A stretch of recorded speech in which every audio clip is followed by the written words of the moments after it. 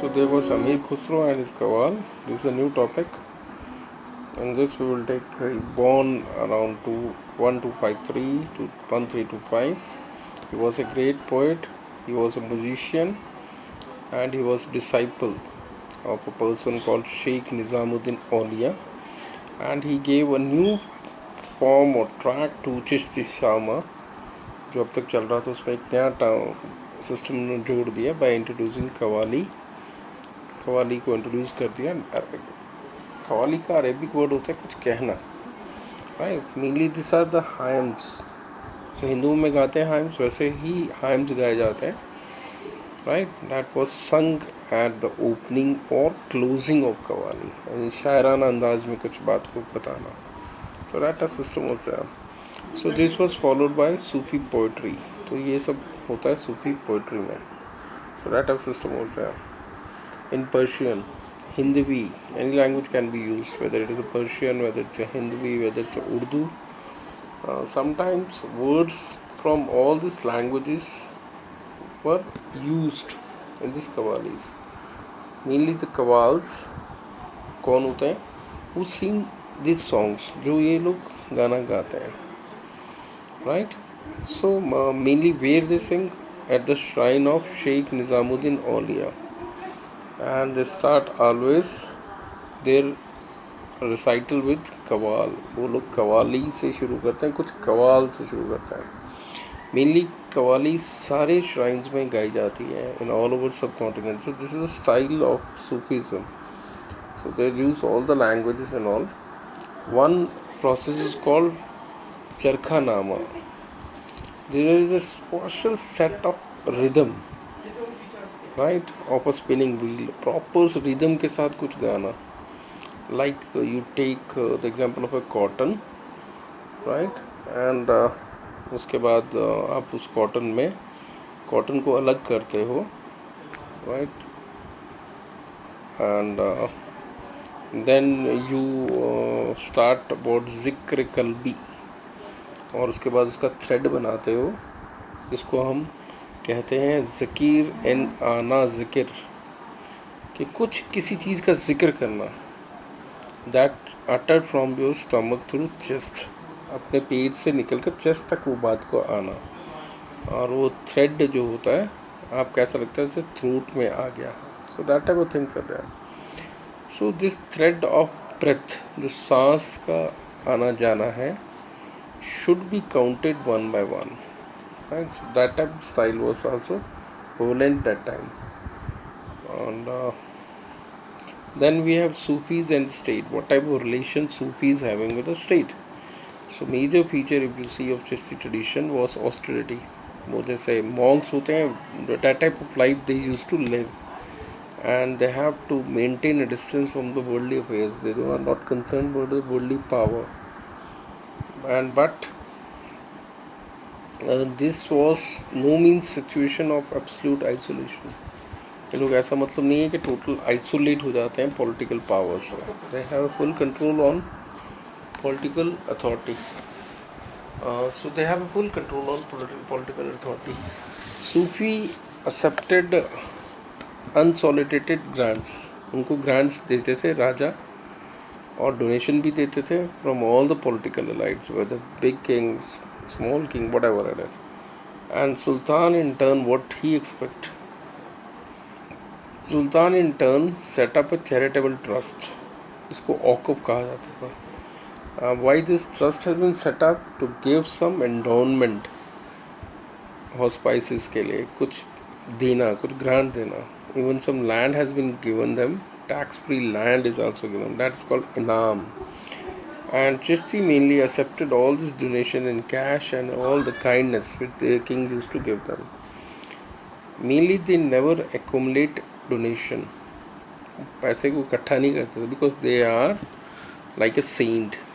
They prefer to use this fully और somewhere on their disciples, like they have to give them food, clothes, so whatever things are there, even living quarters they maintain, some necessities if they have to cover it. So this type of things were there. So all this shows they have some moral authority. क्योंकि उनमें नैतिक गुण थे शेख के, और that's the reason lot of people are attracted towards them, चाहे वो कोई भी लोग थे वो आते थे, because they are having showing piety, दया दिखाते थे, और उनके नॉलेज स्कॉलरशिप क्वालिटीज़ के कारण people use to come to them. And लोगों का विश्वास था उनकी ताकत में, चमत्कारी शक्तियों, जिसको मिराकुलस पावर बोलता है। So Sufi become very very popular among the masses, वो काफ़ी पावरफुल होते चले गए, and that was the reason king used to support them because they wanted to be secure. So that was the reason why they support Sufis. King simply not need to demonstrate the association. ऐसा नहीं है कि ज़रूरी है कि उनको किसी power के साथ या सृष्टि के साथ एसोसिएट करना पड़ेगा, but they also required legitimation from them. But Sufis have to consider them important also. So when the Turks set up in Delhi, Turks ने जब इन दिल्ली सल्तनत को कैप्चर किया, they knew that there will be resistance from उलेमास. उलेमास are the powerful authority on Islamic world, and they will force them to impose Sharia on state, because they knew that Indians will not like it, and there will be definitely opposition from other people, because maximum majority of people are non-Muslims, वो हिंदू है, Muslims नहीं है. तो sultans ने एक नया रास्ता निकाला. They taken support of Sufis. So उनके नाम पर ही अपनी अथॉरिटी चलाते थे. So means relationship develop, because the Sufis are directly connected to God, ऐसा उनका मानना था, and they don't have to depend on jurist जो उलेमा उनको अपॉइंट करवाता था. So that's so this is the whole story why they supported. So it was also believed, ऐसा भी माना जाता है, दैट औलिया जो होते हैं, सूफीज होते हैं, उनका भगवान के साथ मिलन होता है, and that will improve their material and spiritual condition of ordinary human being. उनके राजपाट में जो लोग हैं उनका ध्यान रखा जाएगा.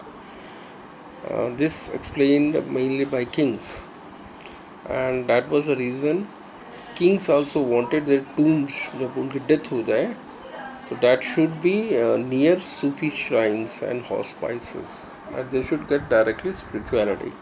So there were so many instances of conflict. ऐसा नहीं है कि दोस्ती है तो conflict नहीं होंगे. So there was so many conflicts also between Sultan and Sufis also occurred,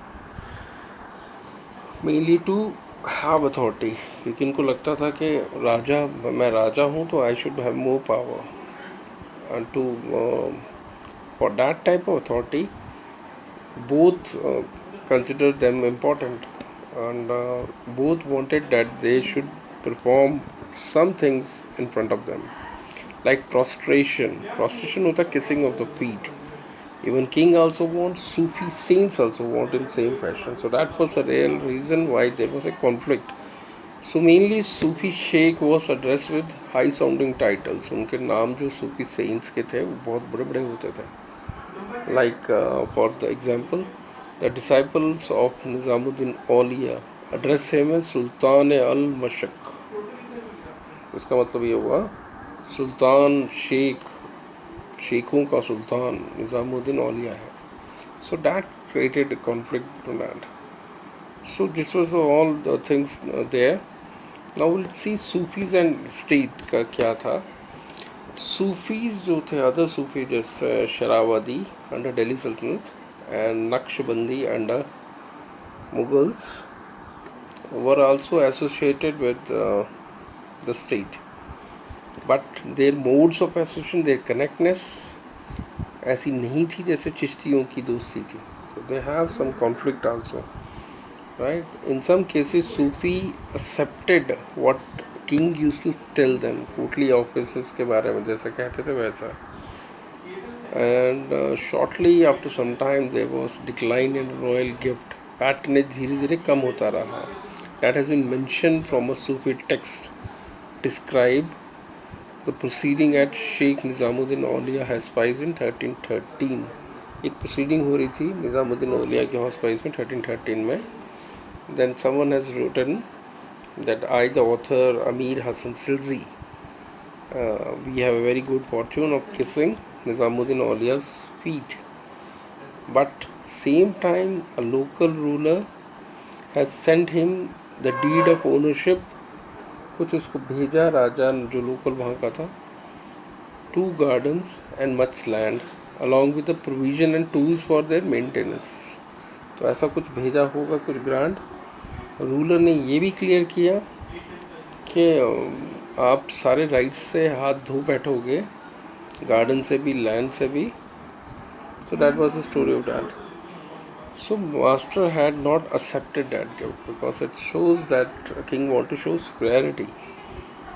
So what he said, मेरे को क्या करना है इन गार्डन से और इन फील्ड से, इन लैंड से, ये मेरे कुछ मतलब की नहीं है, because we are the people from spiritual background and we are not believe in such activity. तो हमें न लैंड से लेना है, न गार्डन से लेना है। Then there was an again story of Sultan Ghiyasuddin. He was that time Sultan Ghiyasuddin, as known as Ulugh Khan. He used to visit Sheikh Faruddin and offer him some money. तो उनको कुछ पैसे दिए होंगे और कुछ ownership deeds दी होंगी 4 villages की शेख को. The money mainly used for benefit of those people, of his disciple, the land he can utilize. At this, Sheikh smiled and he gave him all the money back, and he told that what I will do with this money, and as land deeds, all you keep with them. So there are so many relation conflict also started in that, right? So that was there. So this is the whole story how the conflict between them also started. So this is a very good mosque that has been shown in your book. So new devotional part, dialogue and descent in northern India, but northern India also have something started. So mainly the poet were engaged in explicit and implicit dialogue. Dialogue system was continued. That was a new social situation. New ideas, new institutions were also flourished that time in northern India. आपके नए नए situations, new ideas that has been developed in this way, right? So let us now see how this dialogue found expression. जो ये dialogue conversation था in saints में, how they got expression. Now we will focus only on main 3. अब उसमें से आपको 3 important saints के बारे में नॉर्थन इंडिया के बारे में बताएंगे. So first of all, there was a very important famous saint that is called Kabir. So the topic is weaving a divine fabric, Kabir. So Kabir born up in 14th to 15th century, and he was an outstanding poet saint. क्योंकि भक्ति movement में गाना के साथ करना, that is a good thing, right? So he emerged in this context. So he become very very important in this context. So historians try to reconstruct about his life. His life was not so clear, and they studied composition thoroughly. उन्होंने compositions को बहुत ध्यान से पढ़ा होगा, which has been attributed to him as well as later. About his hagiographies, about his disciples, what they wrote about him. So they studied to reconstruct his history. But such exercises proved to be challenging because on so many occasions lot of things has been told something different. So there are so many verses that has been ascribed to Kabir, and that has been compiled in 3 distinct and overlapping traditions. So that has been mentioned in this. So there was a very famous book that has been written by, that is Kabir Bijak, and that has been preserved by disciples of Kabir, that is called Kabir Panth, in Varanasi, and that is in Uttar Pradesh. So there was again a very famous book that is called Kabir Granthavali, जिनके बारे में historians ने try किया कि वो कैसे born हुआ है, कैसा उनकी life के साथ. तो that is also associated. Kabir Granthavali is quite associated with one more saint that is called Daddu Panth, that is in Rajasthan. So उनके साथ भी connect करने की कोशिश करी है. Many of his compositions are found in Adi Granth Sahib. Sikhism में भी आपको कबीर के वर्जन्स, हाइम्स देखने को मिलते हैं. So all these manuscripts compile after his death. Maybe this is hagiographies, right? So by 19th centuries, so many anthologies of verses that has been attributed to him circulated in print, right? That has been in Bengal, Gujarat and Maharashtra. So ऐसा कुछ भी आपको देखने को मिलता है. Things has been done. Then we have Kabir poems also survived in so many languages. A lot of literature has been written on him about different languages and their dialects. Some are composed in a special language of Nirguna poet. I told you there are two forms of Bhakti movement. One is Saguna and one is Nirguna, right? So that has been written. So the Sant Bhasha में भी लिखा गया है, जिसको खड़ी बोली बोलते हैं. So literature has been written in that. So someone call it as a Ulut Bansi, upside down saying. This is not a proper language which has been used. But Kabir has his own style of writing, right? So everyday meaning are inverted in it, right? So that has been done in it. So many. So there is a lot of difficulty to understand his language, right? So बहुत मुश्किल हो रही थी उनकी language को समझना और ultimate उनके वर्ड्स को समझना, right? Like he wrote that expression such as lotus which blooms. एक ऐसा लोटस है जो खिलता है लेकिन बिना फूल के. Fire ranging in the ocean, आग लगना समुद्र में. So that is a sense which Kabir has some type of mystic language he expresses himself. So there was a range of tradition, lot of different range of traditions. Kabir tried to draw to describe about ultimate reality. तो उन्होंने अपने ultimate reality को बताने के लिए different style and methods he adopted. The words have been picked up from Islam, Hinduism. He described ultimate reality as Allah also, Khuda also, Hazrat also, Peer also. So he used every type of things to convey his own ideas. So he used the terms mainly from Vedantic tradition also. जैसे अलग जगाना means unseen people, Nirakar, formless Brahman. So he used the words from Hindus also, Atma. So this type terms which has mystical type of words like Shabda, sound or Sunna, emptiness. That type of things has been taken from yogi tradition. And then we have diverse and sometimes very conflicting ideas are also mentioned in his poems. बहुत सारे conflicting idea, बहुत सारे diverse idea has been also expressed in his poems.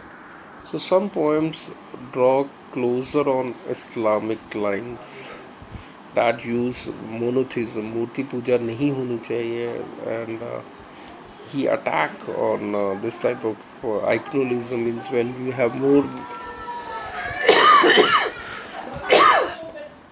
one than more than one god, idol worship.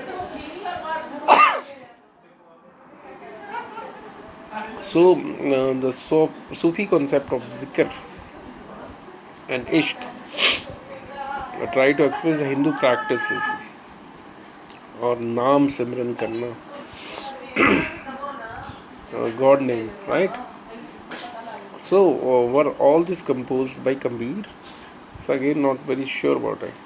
So we cannot tell with very certain, and scholars also tried his language to understand about him and style and his concept, that which verses can be of Kabir. So he also signifies that Kabir and his present source of inspiration may be from something else. So he was a person who tried to comment on religious and social institutions, whether it's of Islam, whether it's the Hindus, right? Whatever the ideas and practices that was prevalent at that time, he wanted to condemn that way. But he tried to reach a divine approach. So that's the same way, just as Kabir ideas mainly that has been crystallized in a dialogue form. तो उनके जो बाद वाले उनके disciples होंगे may be written in that form. and debates were also done with the Sufis and yogis of the regions of Awadh. So his legacy was continued by so many groups. Every group considered him that he was a part of them, and he will be remembered and continue to do so. So still it will be mystery throughout. So this has been evident in so many debates, whether he was Hindu, whether he's a Muslim by birth. So debates are still reflected in so many hagiographies. So उसके बारे में बहुत कुछ अभी भी debatable है. So many of these were composed from 17th century onwards, around 200 years after Kabir's lifetime. उनके 200 साल बाद भी आज भी confusion is there.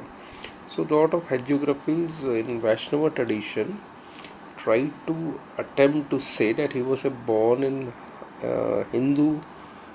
Kabir Das itself means, it's an Arabic word that means great, but he was raised by a poor Muslim family, born in Hindu family, so that was the story about him that is really confusing. And he belonged to the community of weavers or Julhab, that Muslim family who helped him to brought up. So they were weavers and they convert to Islam. Earlier they were Hindus, but later on they convert to Islam. So that also suggested that he was initiated into bhakti by a guru called Ramananda. Ramananda उनके गुरु माने जाते हैं. So that his verses mainly attributed to use by Kabir as a guru, Satguru, but he did not mention the name of any specific guru for that. But historians have pointed out that it's very difficult to establish Ramananda and Kabir, because both were how they were contemporary. ये एक जैसे time पे नहीं थे, एक दोनों ही एक time पे नहीं थे, right? So that is the story about that.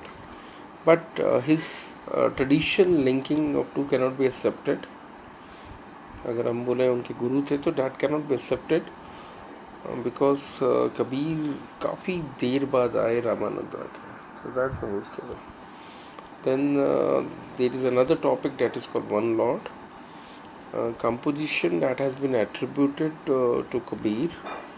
Tell me, brother, how can there be no one Lord of the world but two who led so astray? Means you can be from any community, but God is one. That is the theory about that.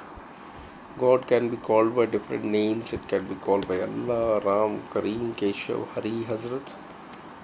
So God give them different shapes of rings and petals. So that type of words has been mentioned about, right? So that's this is the whole phrase about that about Kabir. Then we have a very famous Baba Guru Nanak Ji and his sacred words take on this. So Baba Guru Nanak was born in a Hindu merchant family in a village called Nankana Sahib near the river Ravi, where he was brought up, and Muslim Punjab.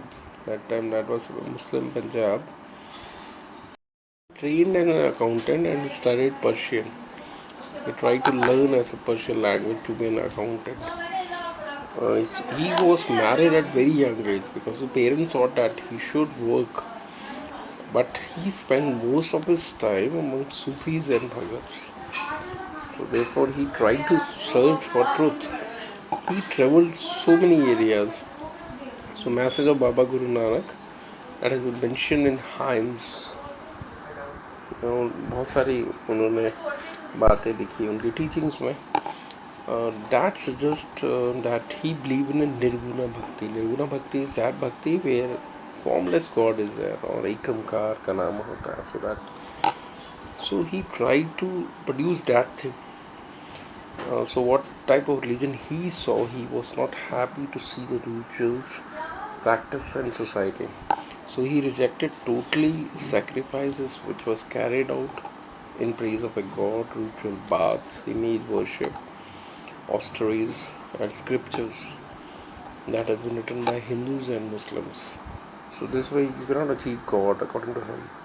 Baba Guru Nanak has told that one form of a God, that is absolute Rabb, that doesn't have any gender or any form according to him. So he proposed a very simple way to connect the divine. One के आत्मा से अगर touch करना है तो बहुत simple way में, by remembering him again and again, repeating the divine name again and again, and in this way you can express your ideas in Shabd, that is in Punjabi. That was the language of a region which is started. Baba Guru Nanak sing his composition in various ragas. While उनके एक attendant थे जिनका नाम था मर्दाना, he used to play rabab. So that was a musical instrument. So Baba Guru Nanak organized his followers into a community. एक cult में उन्होंने convert करना शुरू किया. So he set up संगत, जिसको आप कहते हैं congregational worship. So a lot of people used to be collected, and everyone will collectively recite the name of a god. That type of system has been set. He appointed one of his disciples, Angad, to succeed him as a guru, and this practice was followed almost for 200 years. और ये practice continue रही 200 साल तक. And it appears that Baba Guru Nanak did not want to set up a new religion. ऐसा नहीं था वो कोई धर्म start करना चाह रहे थे. But after his death, his followers consolidated their own practices. उन्होंने अपने स्टाइल से practices अपने को अलग कर लिया, हिंदू से भी और मुस्लिम से भी, and new religion has been started, that is Sikhism. So mainly fifth Guru, as Guru Arjan compiled Baba Guru Nanak hymns along with his four successors and other religious poets like Baba Farid, Ravidas, also known as Rai Das, Kabir, into a book called Adi Granth. तो उन्होंने सारी चीज़ों को compose किया, और जो उनके hymns हैं उनको गुरबानी बोला गया. So that has been done. So languages in late 17th century, the 10th Guru, Guru Gobind Singh, included all composition of 9th Guru, Guru Tegh Bahadur, और उनके सारे जितने भी स्क्रिप्चर सबको इकट्ठे को हम गुरु ग्रंथ साहिब का नाम से जानते हैं. So that type of system was started. Guru Gobind Singh also laid a new foundation of a Khalsa Panth, that is called Army of the Pure, and he defined its 5 symbols. 5 चीज़ें एक सिख को करनी चाहिए: uncut hair, a dagger, a pair of shorts, a comb, and a steel bangle. So that type of 5 thing was a Sikh has to take. Under him, the community got a very strong socio, religious, and military force. So that is the story of second Guru in northern India. Now we have Mirabai. The title itself is reflecting which type of life she lives. Mirabai, that is around 15th to 16th century, and perhaps the best known woman poet in Bhakti tradition. We never come across any woman of that category. So biographies have been reconstructed about her from her bhajans that she attributed to Krishna, and she transmitted orally for centuries, but later on it has been composed. According to that, she told that she was a Rajput princess from Maratha in Mewar, and married against her wishes. She doesn't want to marry to Prince of Sashodia clan of Mewar, Rajasthan, but she got married, and she defied her husband. She never agreed her husband's orders and did not submit to the traditional role of a wife or a mother. And she recognized Krishna as an avatar of Vishnu as her lover. So that's the whole story of Mirabai. Her laws tried to poison her, but she always escaped from the palace, and she lived a wanderer, like a singer, composing songs, and that had been shown with so much emotion as it was reflected in her songs. So according to some tradition, maybe her guru was Rai Das, that was a leather worker. It has been believed like that. So there was total defense uh, caste society. She not agreeing the caste society and all. She rejected all her comforts. Her husband palace. She can be done with the white robes of widow. She used to wear white dress. Uh, she not wearing that sari of different color. Mirabai did not attract a sect or group of followers like others. She has been recognized as a source of inspiration for centuries. So we can consider that she did a lot of things in Bhakti tradition. Her songs continue to be sung by women today, also men and women also, especially by poor, and that can be considered by low caste in Gujarat and Rajasthan. She became popular there. So this is an image of a Krishna. Then we have Shankara-Deva. In late 15th century, Shankara-Deva was one of the leading proponents of Vaishnavism. Vishnu ko manwaya al-Assam. His teaching often known as Bhagwati Dharma. उनकी teachings को हम भगवती धर्म भी कहते हैं, because that teachings are based on Bhagavad Gita or Bhagavad Purana, and he focused on absolute surrender to supreme deity. भगवान के आगे सबको पूरी तरह से surrender कर देना चाहिए. In the case of Vishnu, so mainly he stressed more on Naam Kirtan, Naam lena again in name of the Lord, and Satsang, and in full of so many devotees. He also encouraged the establishment of satra और monasteries, जैसे आपके Buddhism में देखा था. Why he did like that? Because he wanted transmission of spiritual knowledge, and Namghar has been set up, prayer halls has been set up. So many of these institutions and practices continue to flourish in this region also known. So his major composition include Kirtana Ghosha. That is the main composition which he wrote. So reconstruct history of religious tradition. We have seen historians tried various sources to reconstruct the history of religious. So that has been there. So they try to take out the text from sculpture, architecture, stories about religious preceptors, compositions to women and men engaged in